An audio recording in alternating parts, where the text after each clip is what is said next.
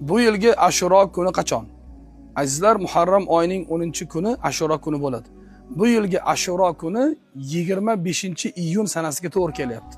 Demak, 25-iyun kuni roza tutishlik mustahab. Farz emas, vojib emas, mustahab. Har bir mintaqa, har bir viloyat o'zini joyini bomdod vaqti kirishida og'zini yopadi va shom namozi vaqti kirish bilan og'izlarini ochishadi.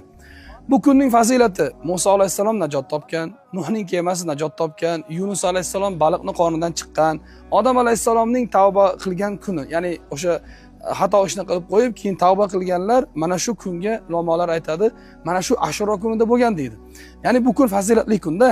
Endi ba'zi sahobalardan va tobiinlardan rivoyat deyiladi, kim Ashuro kuni o'zining ahli oilasiga kengchilik qilsa, vassa'allohu alayhi sa'ira sanatihi, Alloh taolo o'sha bandasiga yilning boshqa kunlarida, oylarda unga kengchilik qilib beradi.